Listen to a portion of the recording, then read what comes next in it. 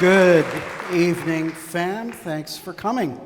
Long now, if you have any extra room in the mountain, we have some film we're trying to find room for. I don't know, just a thought. Thank you for coming. It makes me incredulous to see so many people, and it's a wonderful feeling. So this year's program is called Bay and Gateway, Past Glimpses and Possible Futures. It centers on San Francisco and the Bay with a lot of amazing new images, but it makes some excursions out into the state, especially to trace infrastructure and resources that in one way or another link back to San Francisco. So two things. Number one, you know this is your event. I encourage you to make the soundtrack. Be loud. You know, if you want to shout through your mask, that's okay too. Talk to your neighbors, dispute with them if you may. Every event is different, and it's because of you. I want to just say one thing about one clip. Towards the end, we're going to have a clip about VJ Day on Market Street in 1945. This is a clip that has been shown piecemeal, but I don't think it's ever been seen on the big screen in its entirety. It's a clip that contains violence, that implies sexual assault and shows some of it. I'll let you see it, but it's about a really tough event in the history of San Francisco. There's a lot of toxic masculinity at the end of the war, but I think people should see it, and I just want to warn any of you. I'll let you know when it's coming in case this is something that you don't want to look full on at. Anyway, 74 minutes. Have a great time. See you afterwards. Thanks so much for coming.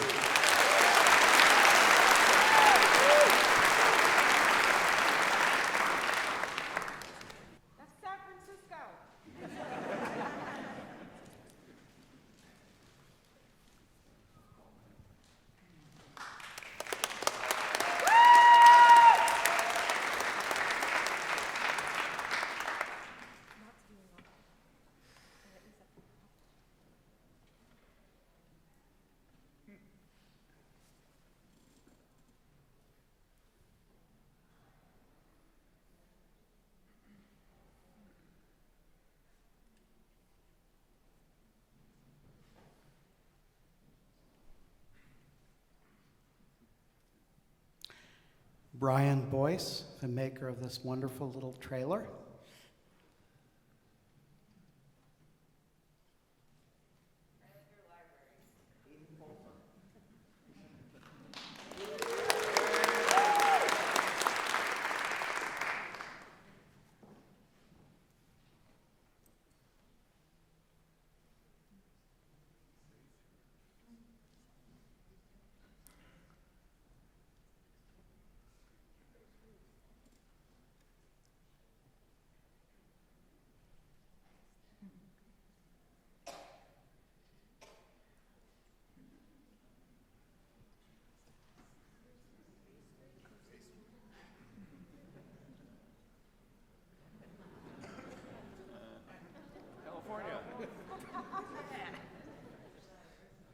Next year, the film will be entirely made with sand.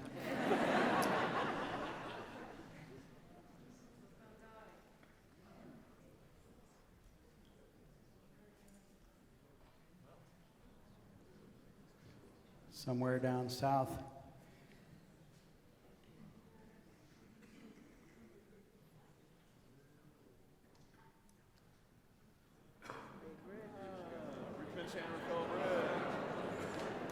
Richmond Bridge, Bay Bridge.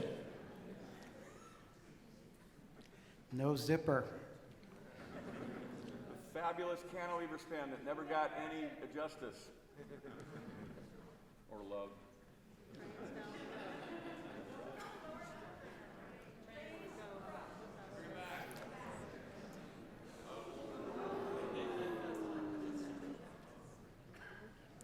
I haven't figured out where this is. It was shot for the dust, you know, not to record history, I think. What was the date on that, Rick? This is early 70s. It's from a film called Moods of the City.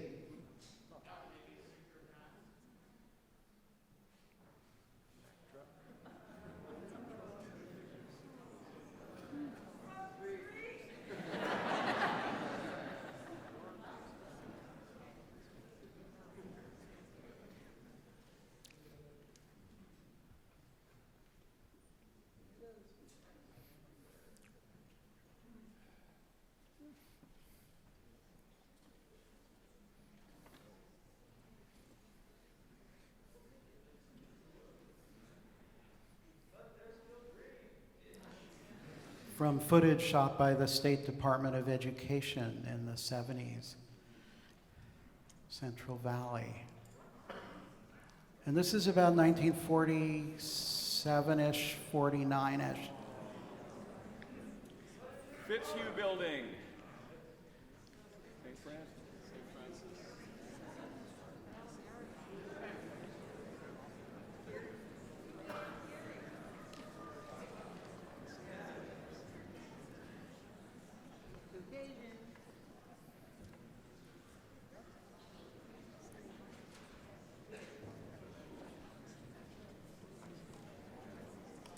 We've jumped in time. The debut of a futuristic garage calls forth full civic panoply, with Mayor Elma Robinson cutting the ribbon to open the $4 million structure for business. And why not? The parking problem being the same headache in San Francisco as everywhere else.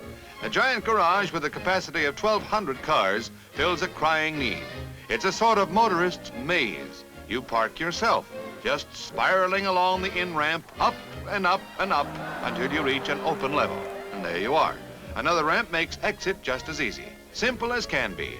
All was needed was $4 million at a stroke of genius, and the parking problem is licked for 1,200 lucky San Francisco drivers.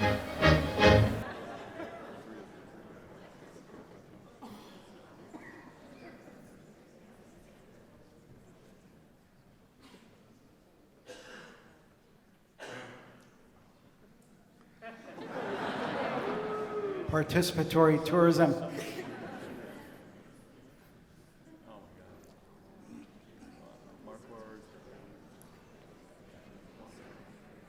After this footage was lost for some years, it's been found and it was newly scanned in 4K. And you know, of course, it reminds me of the unparalleled, wonderful 1906 film Down Market Street. But this is the cable car uphill. And there's some interesting action in the periphery if you keep your eyes peeled.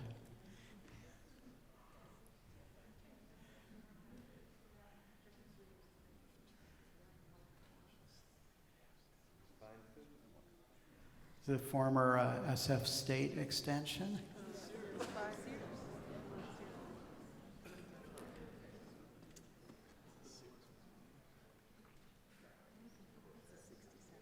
And this is early to mid-60s. I don't have an exact date.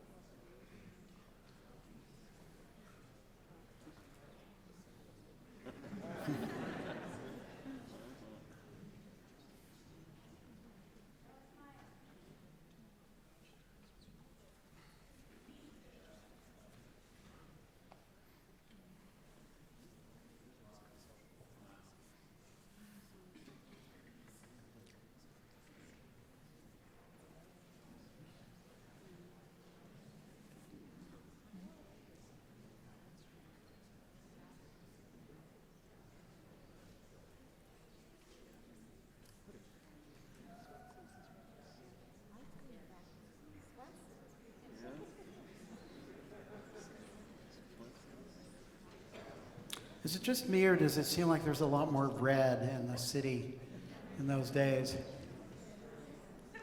Now, you know, all the cars are silver or white.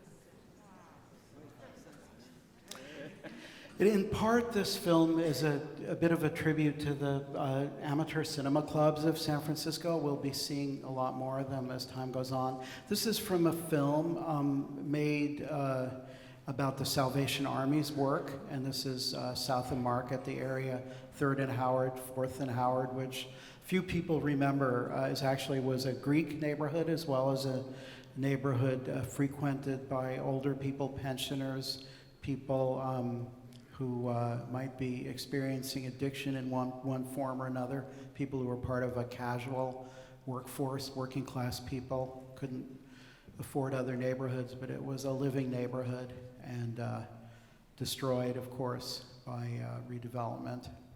South of Market alleys before they were monetized. And some street scenes. You can tell this one because they're selling the Berkeley Barb.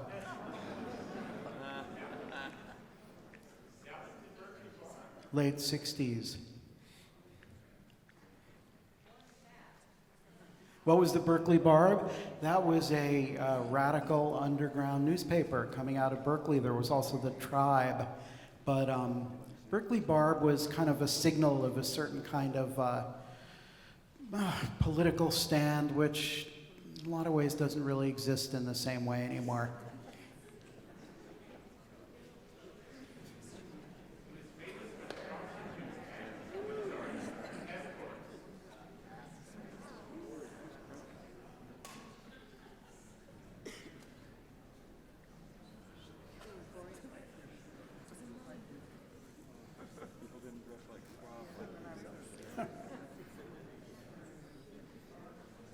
Montgomery Street. Oh, these people are taking a test for punched card accounting. The information economy a few years back.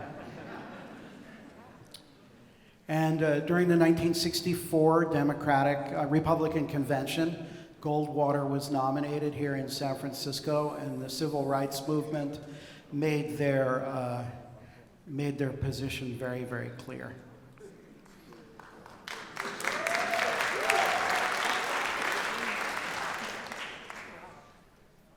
Mine Mill, a union identified with the Communist Party for many years.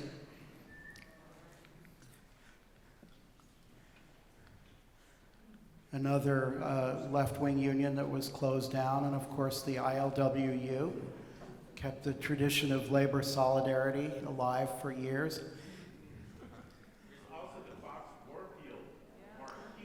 Yeah. Now, you may think you've seen this before, but you haven't. This is another take, recently discovered. Hold on to your masks.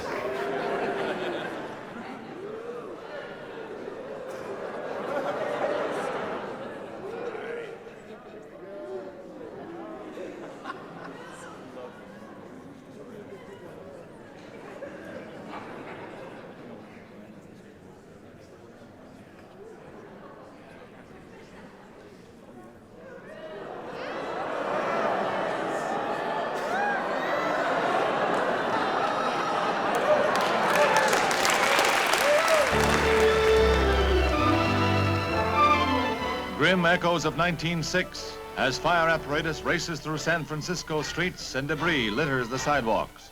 A series of earthquakes lasting almost 48 hours starts numerous small fires and causes tall buildings in the downtown area to sway. Thousands of store windows are shattered, showering glass into the streets. In markets, cans by the ton are catapulted from the shelves. In all, seismologists record 15 shocks, one of high intensity. In large apartment buildings, windows, particularly in the upper floors, are again the casualties. Suburban homes are shambles as furniture and kitchen equipment are turned into piles of debris on the floor. Within a 150-mile radius, bridges are shattered. A 400-foot stretch of highway slides into Lake Merced. Millions of dollars in damage is the toll, as San Franciscans brace for further temblors. Epicenter Daly City. And this is a recent discovery. This is a film shot inside of Little Joe's restaurant sometime in the 70s. Some of you remember that restaurant? Remember the guy with his gun and all that stuff? This was formerly owned by Franco Montanello, and we're going to see him in here as well. He died in 2016, but the restaurant was in North Beach for 20 years. It's just people cooking and eating, by the way, that's all. What's the ghost story? Every so often things would get a little raucous at Little Joe's, and as kind of a joke, the manager, the owner would like lift up his apron and you would see that he was carrying.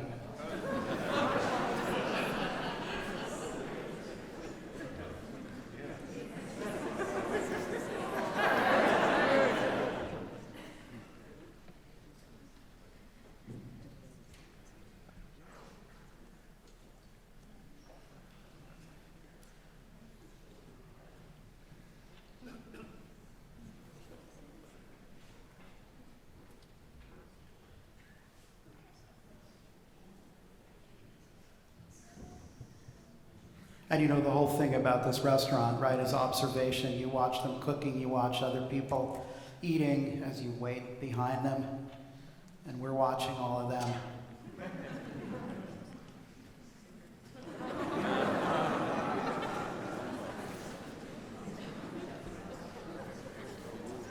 Not on open table.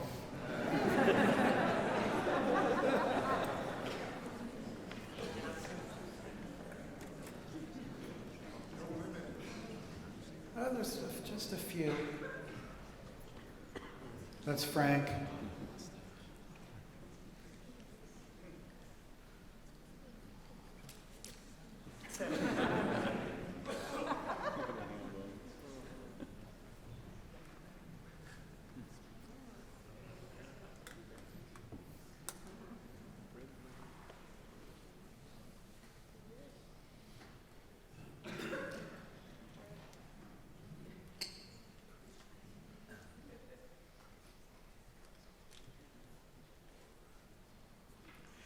And some new footage of the Montgomery block torn down for the Transamerica Pyramid.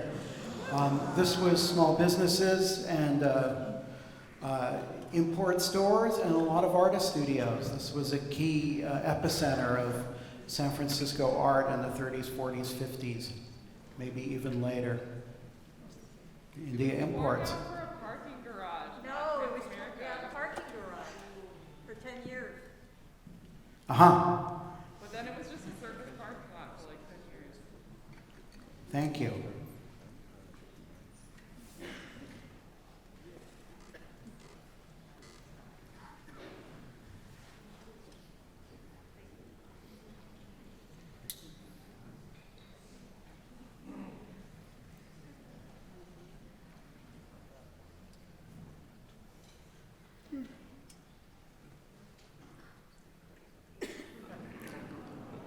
And this, by request, we've seen this before once or twice. This is Dancing on the Street in the Barbary Coast, probably Jackson Street.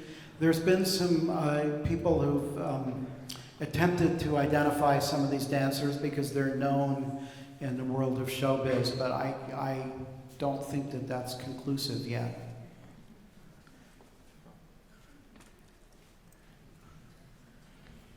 And this is said to be about 1914.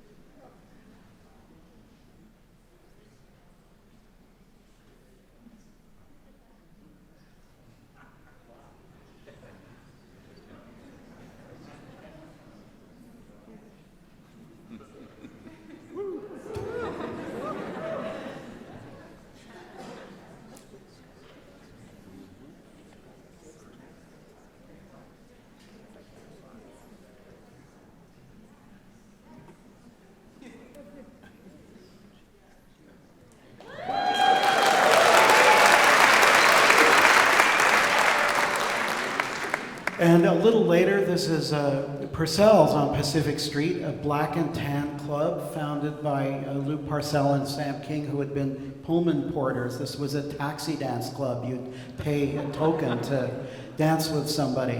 This is the San Francisco's repertory cinema, that Cento Cedar, in the early 60s. Just a few little shots there. The Bridge, now the Baseball Academy on Geary. And probably the Toho, known as the Kokusai Gehio, also as well. And you know that. The Goodman Building on the left, Artist Studios for a while. And look how many bison.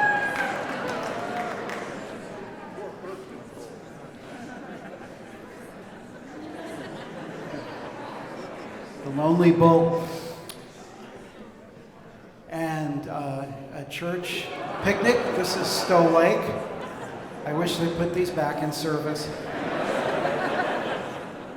Sort of atomic fish.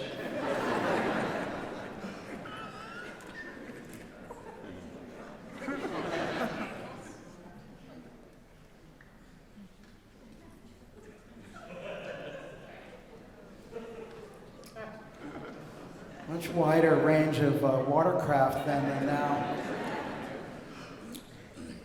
The historic bridge. And this is quite an unusual array of birds. I gather the gulls weren't present. Anybody want to talk about this? Now, yeah. But from a species distribution point of view, this footage is actually quite important.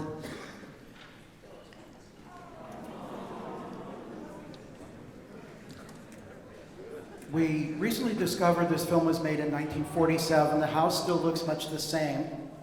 In fact, I'm going to drop a DVD down there in the next week or so, just so they can see their house. And this is a wedding. We haven't been able to figure out the family name. I've looked and looked and looked.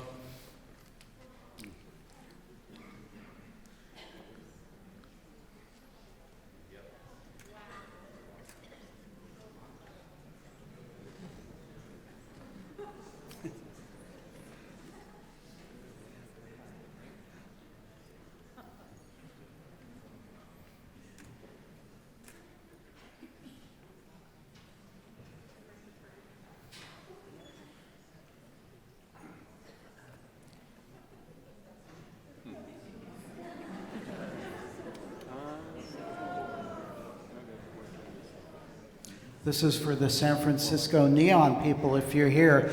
The 76 Union Tower at First and Harrison.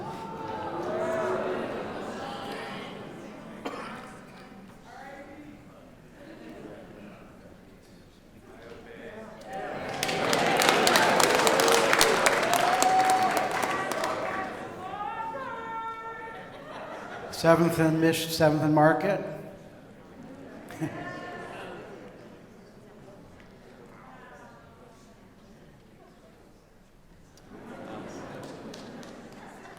And from another source.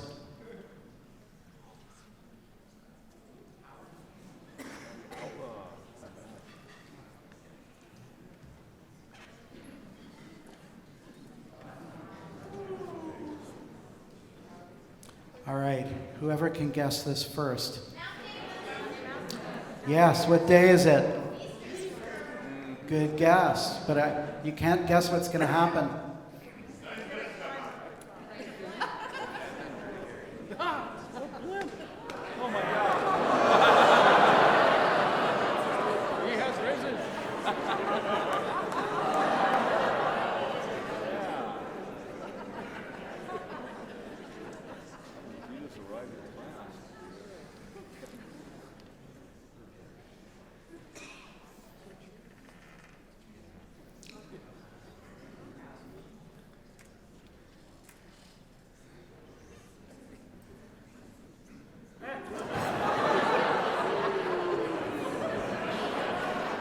There's a metaphor for you.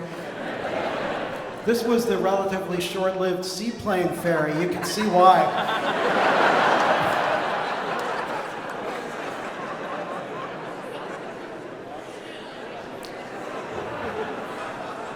And between 1939 and 1958, for 42 cents, you could take a train across the Bay Bridge.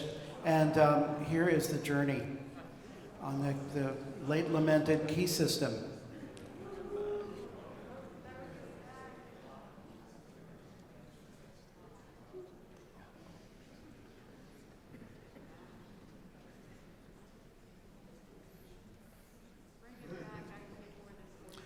The AC transit lines, I think A through F and one other one, were trains across the bridge and then fanned out throughout the East Bay. And the lower deck, you see the trains, a load for trucks, a lane for trucks, and a passing lane, which apparently was two-way. You took your life in your hands.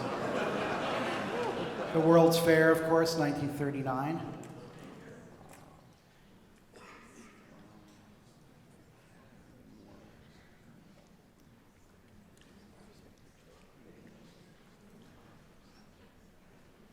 These were torn up, you know, when the company that ran Key System was bought up by National City Lines, which was in part owned by General Motors and tire companies that didn't want to encourage public transportation. But the other part of it is that ridership dropped and dropped and dropped.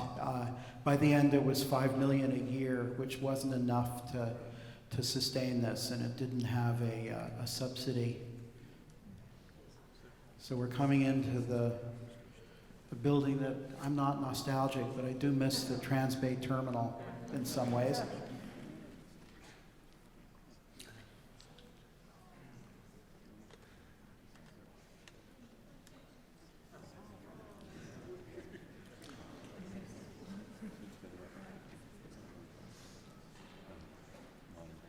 Now, of course, the Salesforce Transit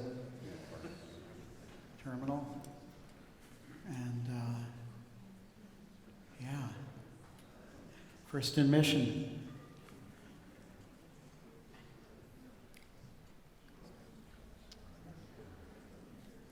Built in 1941.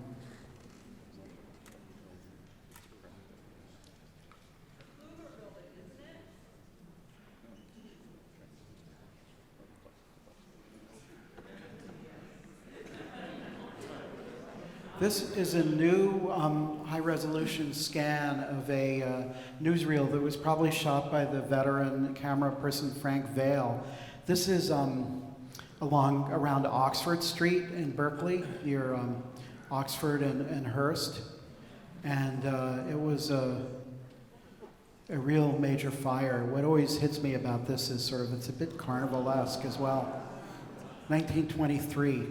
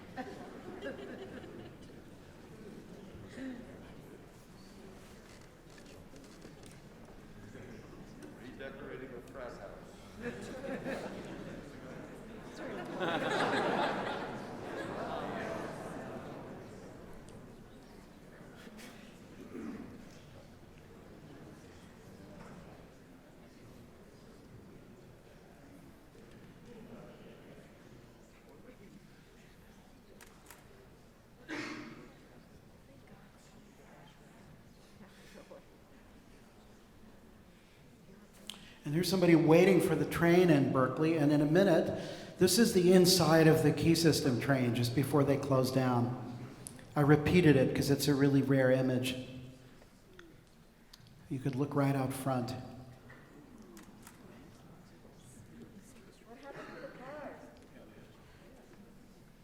And here's tying up a freighter in the 70s. I love this this clip.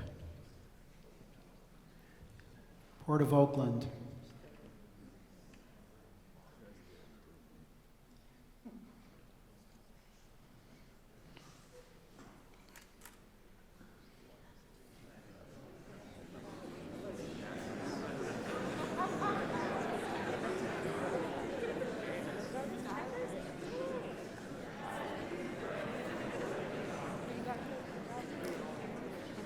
Take two.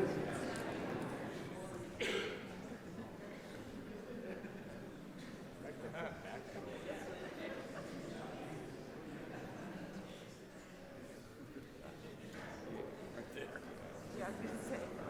I'm a fan. Oh, there's a go for home.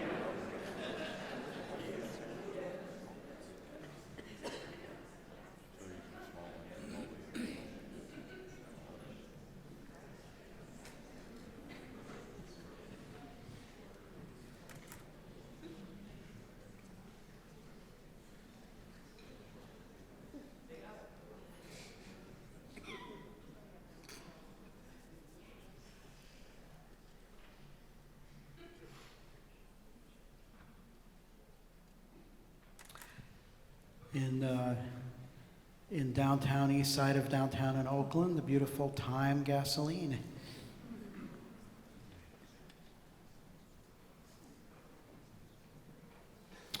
And this is a piece of footage that just recently was scanned. I think we're on the railroad and we're in probably El Cerrito, coming south towards Berkeley and Oakland. This could actually be from a camera car.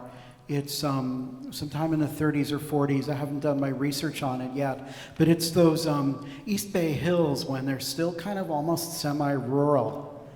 And this is an area that I'm really interested in because of what happened in Richmond, during World War II, the incredible expansion, and also this area, El Cerrito, Albany, was also and the unincorporated part was also, the Fur Doctor in San Francisco, was also a haven for organized crime, for vice, for gambling, for bootlegging, illegal dance clubs, as we will soon find out. But this area now is all completely built up. I believe that we're coming into somewhere near Albany, as you will see. I think that we're a little too close to the bay. San Pablo Avenue is a strip in the background. And this, I think, may be a shell mound, a midden, created by indigenous people in that area, which now has probably been built upon. I don't think it's Berkeley. I think it's further north. I could be wrong. I don't think this is the famous Berkeley or Emeryville shell mound. I think this might be Albany Hill. But this will be online, so you can look. And this is one of my favorite pieces of film. This is Arnold Molina, who in San Jose is still riding bareback, and keeping his community and nation's customs alive. Shout out to the Molinas!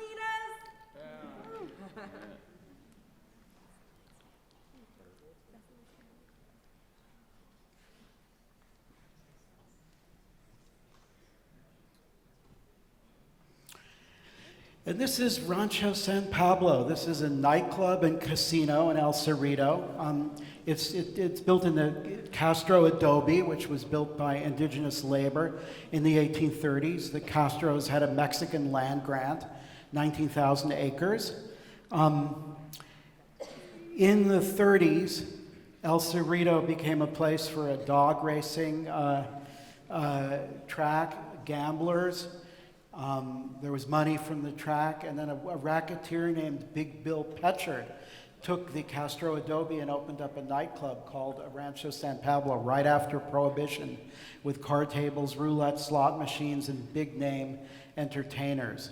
And it was also, this was a place where there were no rules. And here's some, except mob rules. And here's some footage shot by some people who were close to the performing community there. This is the kitchen and maybe the boss, or maybe a guest star.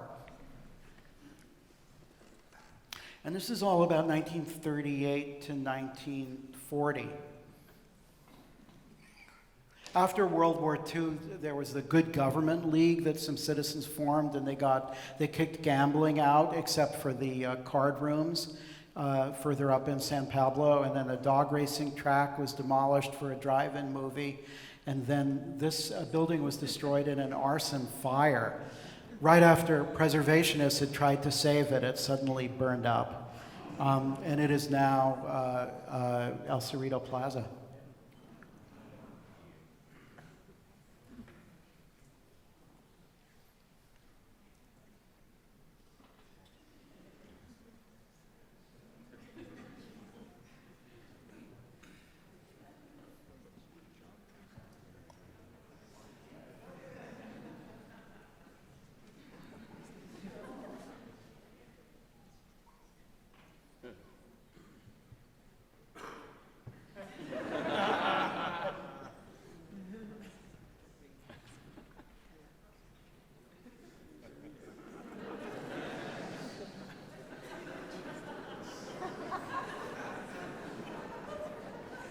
And the band?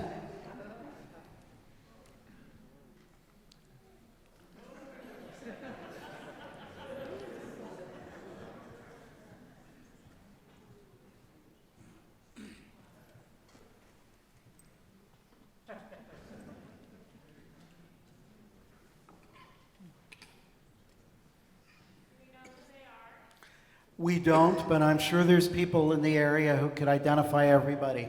Some of the acts are identified, including this one.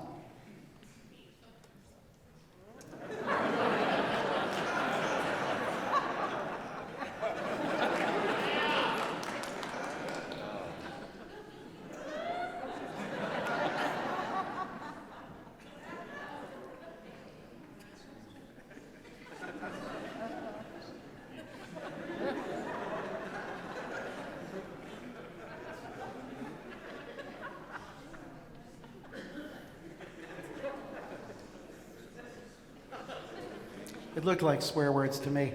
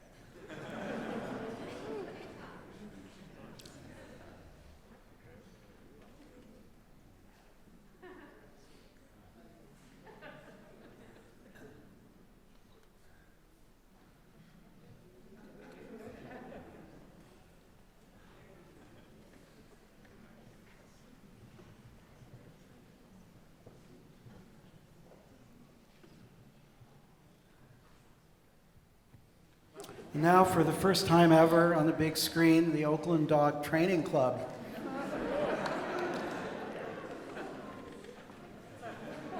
And there's about 3/4 of an hour of this, so I just gave you the obedience trial.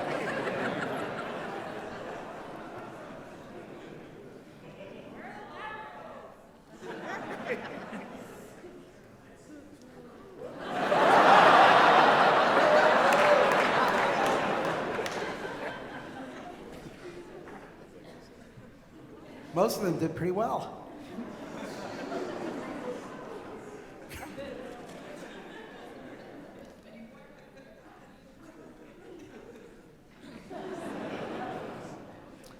And we're at the Oakland train station.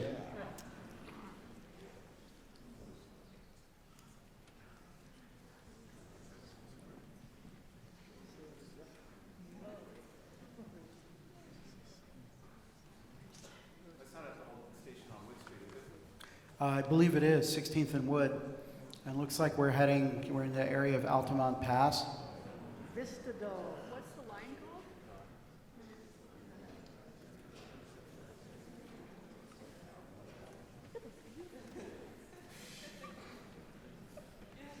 the first Amazon warehouse, that was. And I sent Tracy.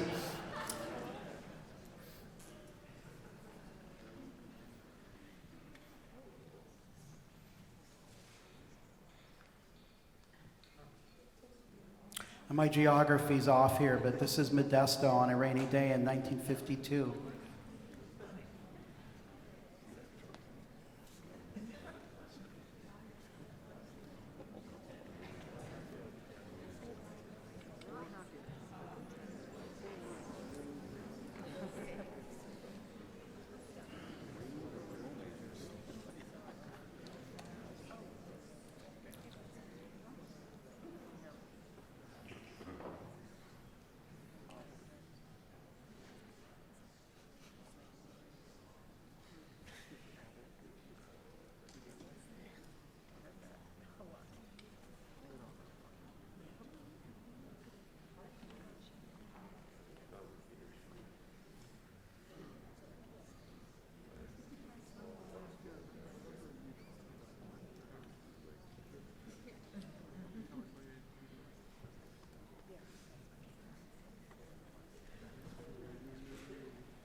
This is Modesto. I finished editing this over the weekend when it was raining all the time, so water was on my mind.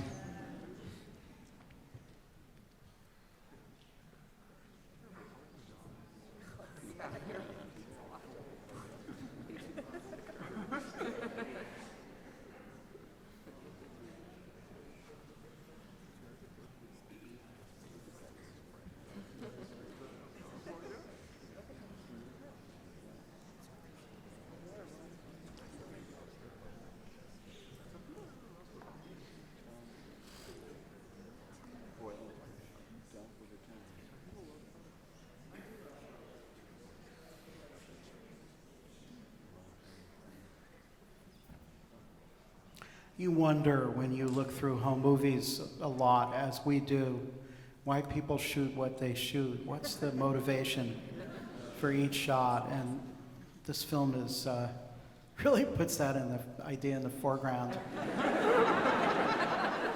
Don't know where this is.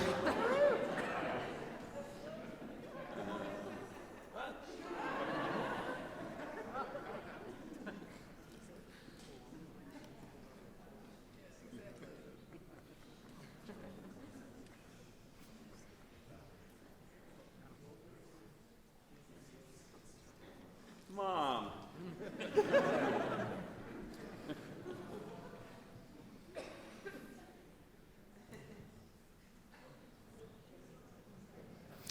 And this, we think, is the Westwood Cinema Club, one of the many amateur cinema clubs in the Bay Area, going to the country for their excursion. Bring the family.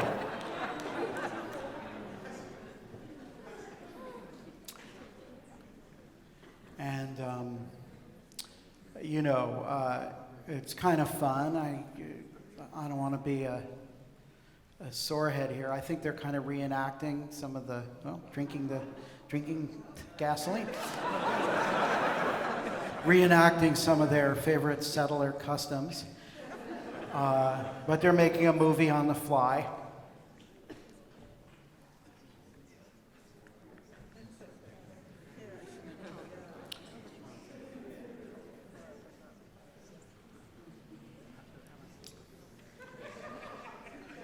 And these films came from a wonderful horde from a man you may know in San Francisco, Michael Brown.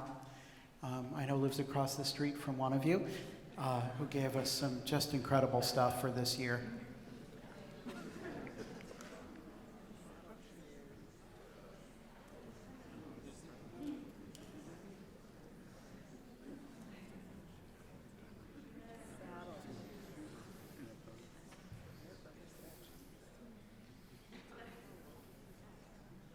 They look like bowling shoes.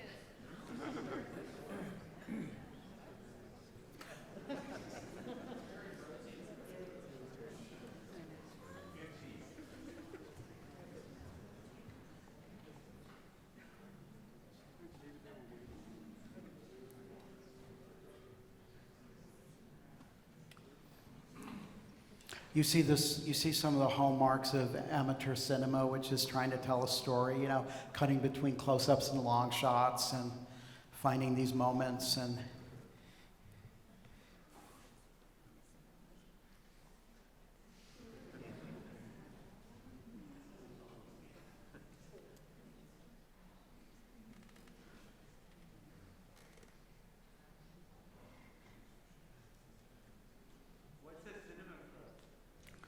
what's a cinema club? Oh, so there were cinema clubs all over the world.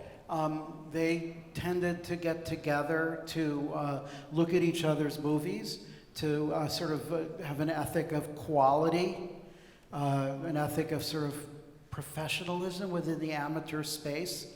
And they made many, many interesting films. These are home movies from the family of Brandon Castro, who I met when he was finishing UC Santa Cruz. He's now in the MFA program at USC. And this is his family.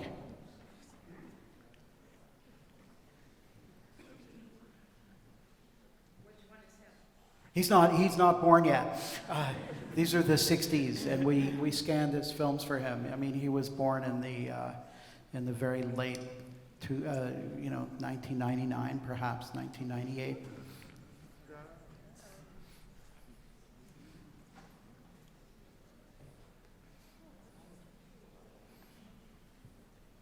That says "to hell with housework."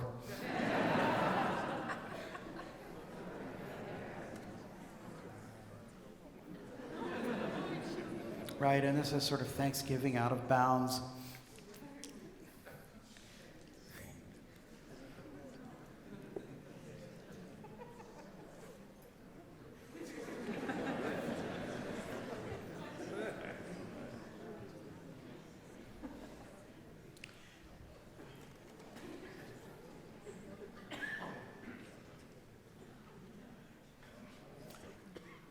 And some shots around East LA where the family lived at the time.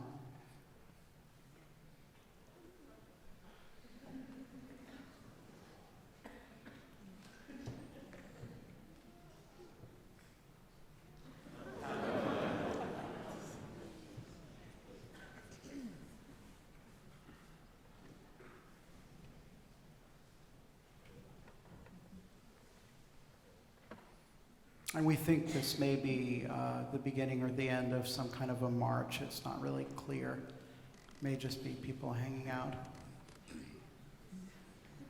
But now we've seen a little bit of this before, and there's some new material. It's just a snippet, but this was the famous Chicano moratorium, the demonstration against the Vietnam War that took place in East Los Angeles. And it's known because of a man who was an LA Times reporter, Ruben Salazar, who was sitting inside a bar when the county sheriffs came and shot it up and lost his life. But this is a historically very significant moment when the Chicano community comes out against the Vietnam War in 1970.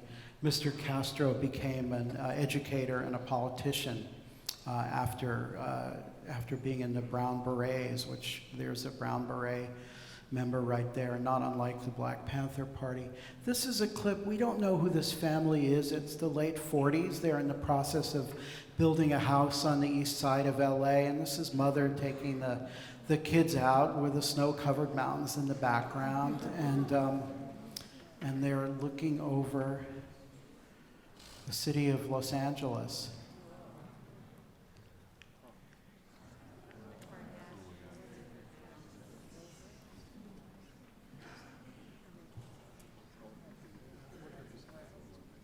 You might think of that as sort of the opposite of the conqueror's gaze or the colonizer's gaze. This, I don't know. Anybody help me? This can't be Signal Hill. Maybe it is.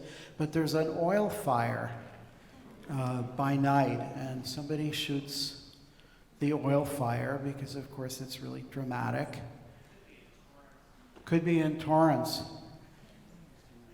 Right, because I don't think there's so many tanks up at Signal Hill, but I'm not sure. There aren't. Thank you.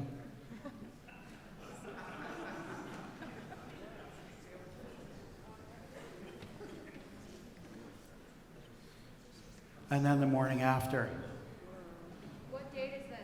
We don't have a date yet. Looks like quite a spill, actually. It's not Richmond. No, this is down south. Is it by the port? I don't think this is Standard Oil in Richmond. But I appreciate the thoughts and the corrections, you know, like Fox News, we report, you decide. This is what comes after the fire. I just had to leave it in. And here's the Sacramento River when it's reaching or close to flood stage in 1940. And this is a little movie that was just given to us by our friend Greta Snyder, who teaches at San Francisco State, by some folks who were really river conscious. They were also in the gravel business. Very good business to be in, by the way.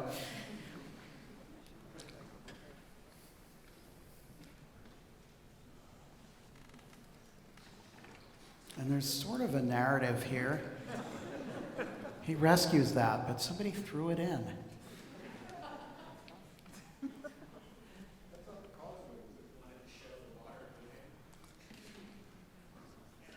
Are you thinking the big causeway on Interstate 80?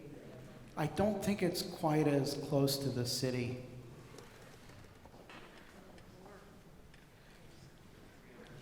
I think this is further north. Yeah, it could be Calusa. It could be. There's writing around it that says Coloma, but I'm not sure this is near there. Kind of Charlie Chaplin look about him, isn't there?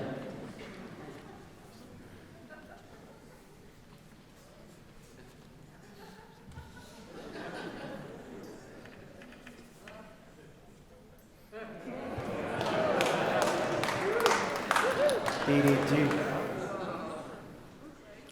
And a very brief clip of a celebration of the history of the bicycle.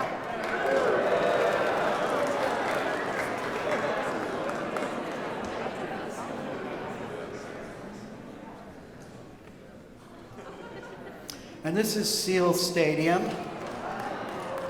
You all know now the site of the Potrero Mall. And I just love people running onto the field. That's the only reason this is here.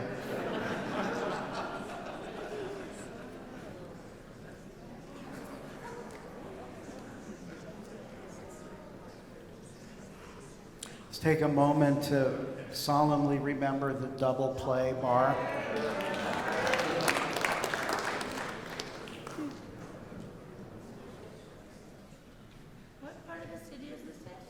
So this is 16th between, is it Bryant and Potrero? Or, yeah.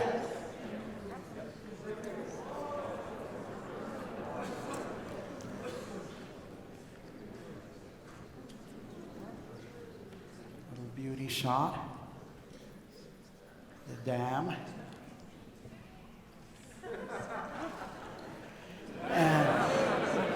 And here's a family visiting from, I'm not sure where. The woman who was driving at the beginning shot some of this.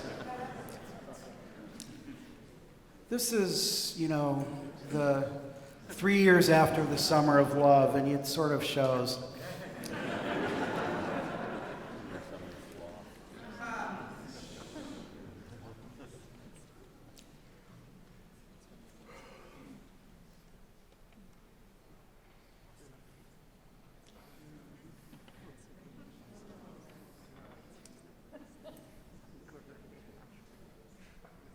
This is our driver from the beginning.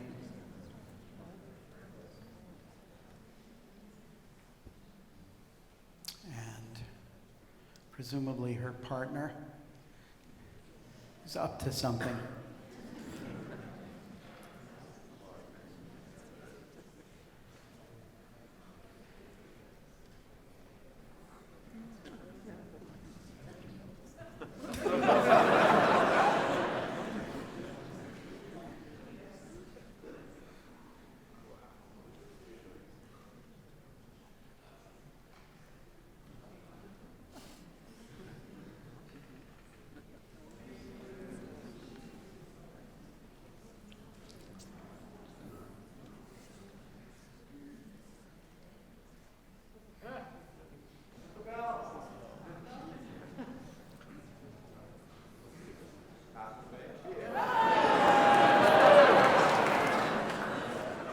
Twice a week, the sculptor comes to the art school to teach a younger generation the meaning and the technique of his art.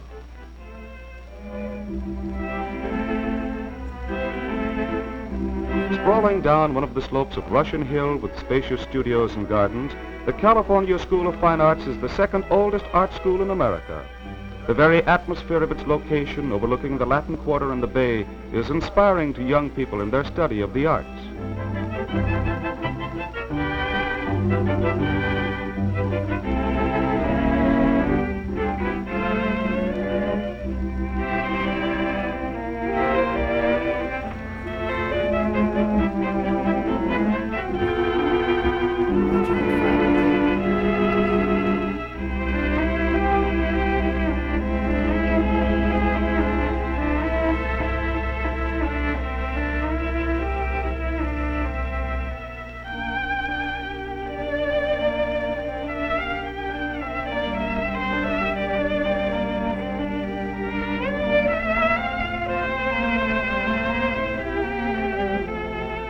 The attraction of San Francisco, which has so much to offer in cosmopolitan spirit, in scenic excitement, and in the professional excellence of its major art school, brings many hundreds of art students every year from all parts of the country to the Golden Gate.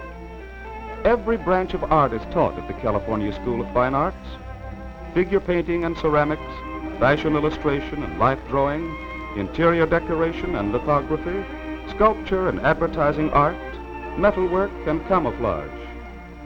And of course, outdoor sketching, allowing the students to choose their own viewpoints and let their imaginations freely translate into sketches and paintings what appeals to them in their surroundings. The California School of Fine Arts, incidentally, is not the only art school in San Francisco. There are others specializing in advertising art, fashion design, and other allied arts. Few tools but skillful hands are needed to learn the secrets of an art which is as old as civilization. Pottery.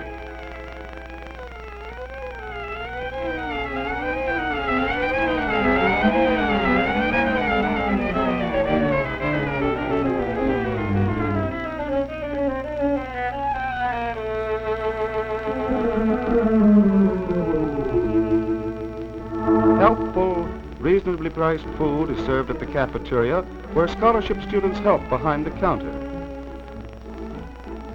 Some eat their meals indoors against the background of murals painted by students themselves.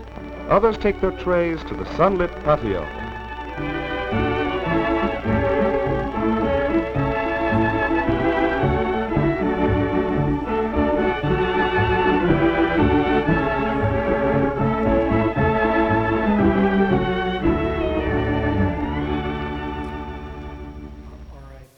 From the Spring and Bloom Department, hardware hats on parade. For 41 years, employees of a San Francisco hardware store have been blossoming forth in the spring with bizarre bonnets made from products they sell in the store. Strictly from stock, strictly for laughs. Mops, work gloves, brushes, what a potpourri of merry millinery. The drinks are on me could be the name of these silly chapeaux, ideal for the cocktail hour. Quite chic, so down the hatch. You name it, and you can wear it. Strictly for the birds, but not cheap. A good salesman could mop up selling them.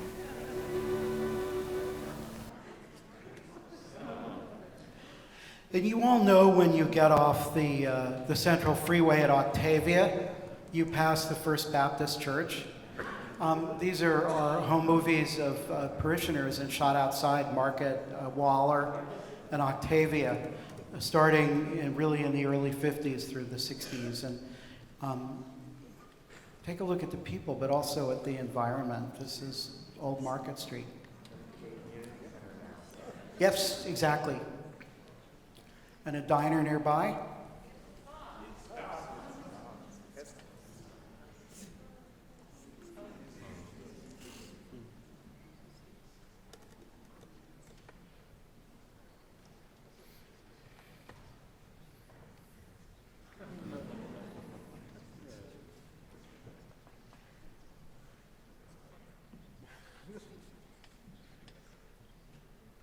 Is that the U.S. Mint Hill in the background?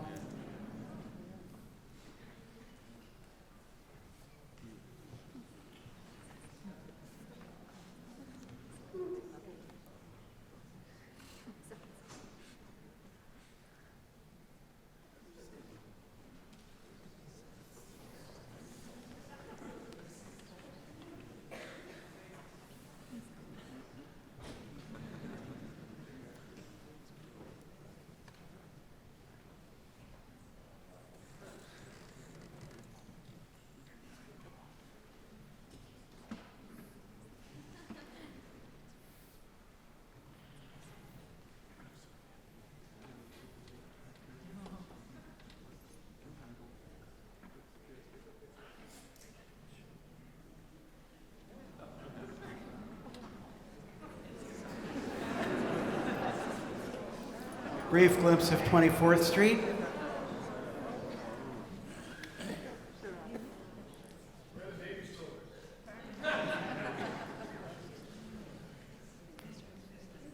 And a brief billboard somewhere in the neighborhood, don't know where.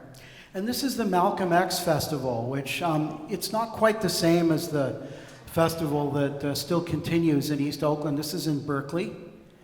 It's a film that we found. We don't know what year, and unfortunately we have no sound. But take a look and celebrate.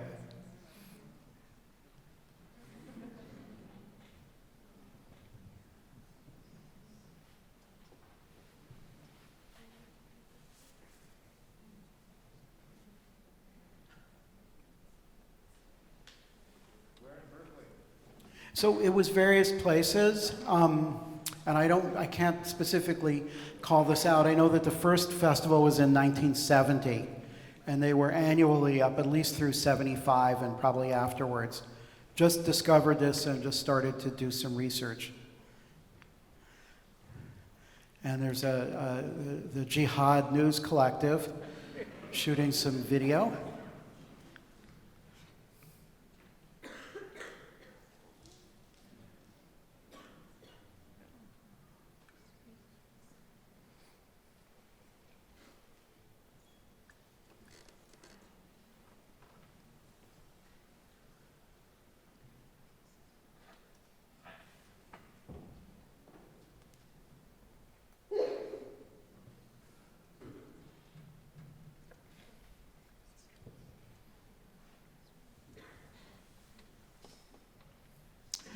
And it's World War II. We're in Southern California, the Automatic Screw Machine Company.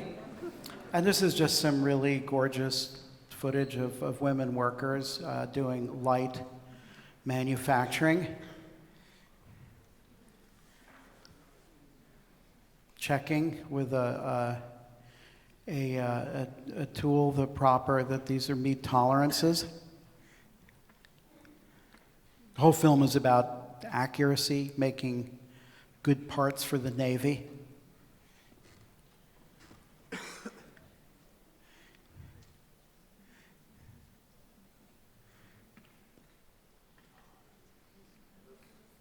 If you ever wondered,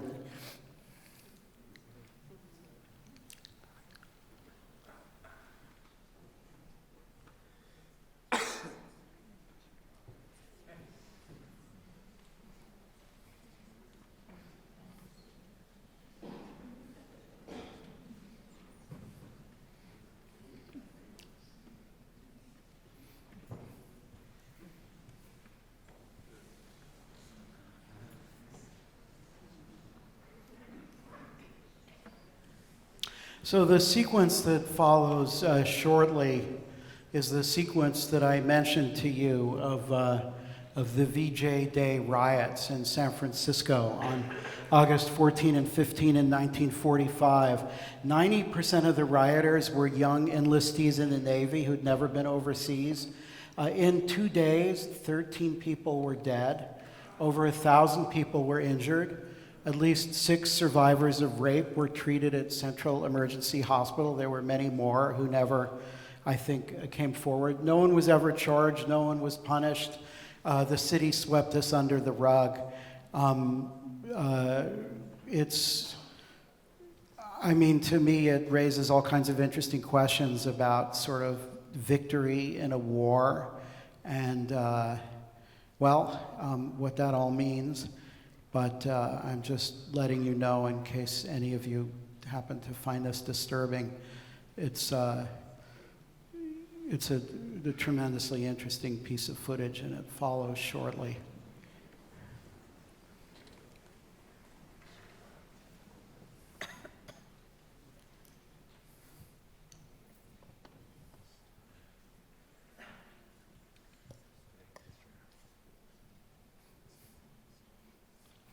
And this happened in most big cities, but it was nothing like, nowhere else was it like San Francisco.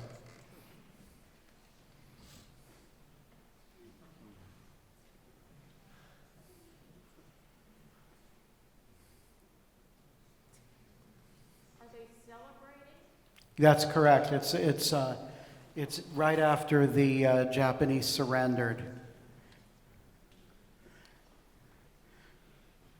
And a few days after the atomic bomb attack on Nagasaki.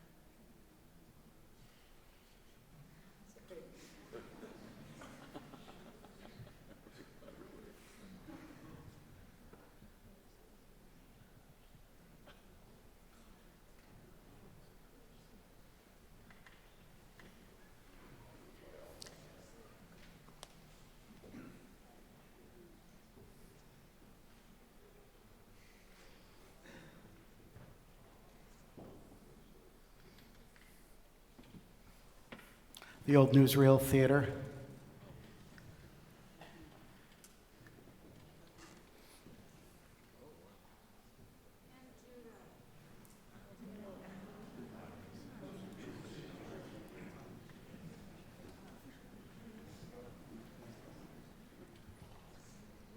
The reason it jumps in and out of focus is because the film is shrinks unevenly.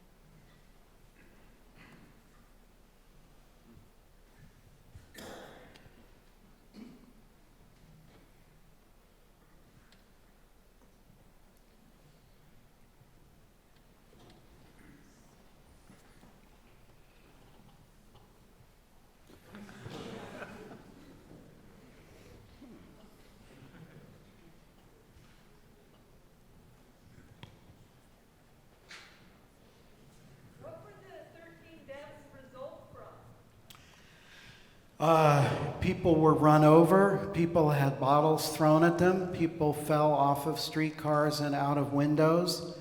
A couple people were knifed, I believe. It was a variety of causes.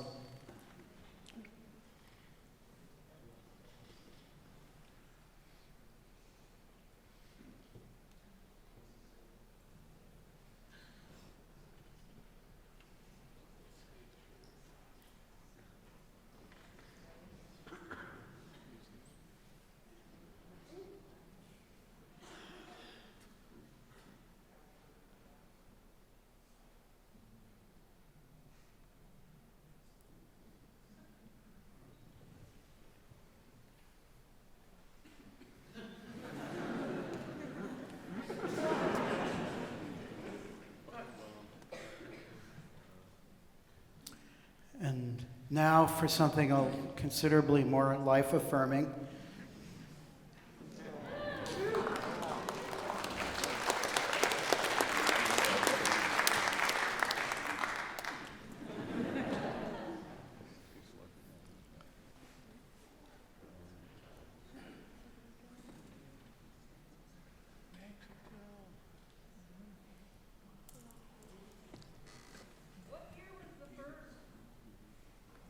Does somebody know when the first parade was? I think it was 71. 71?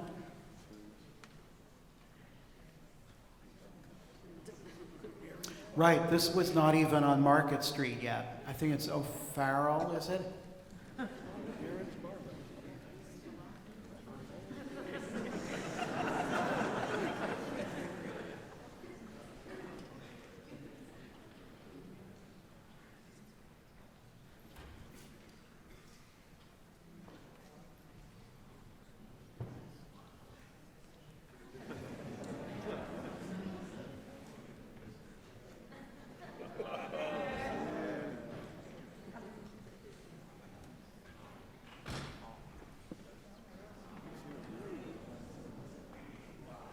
You know what year this is, Rick? 75, end of June.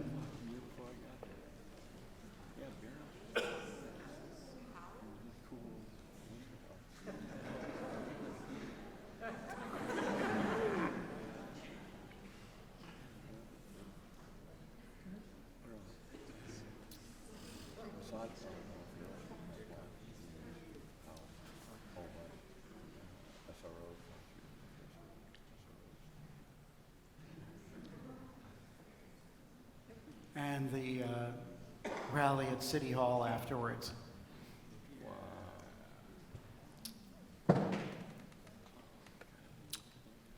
Just a little sweet outtake from the Giants victory parade sometime in the 60s.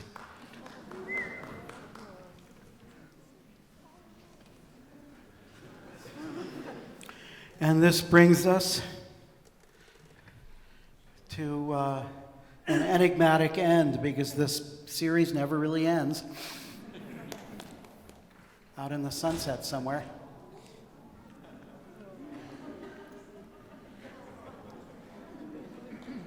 Thank you.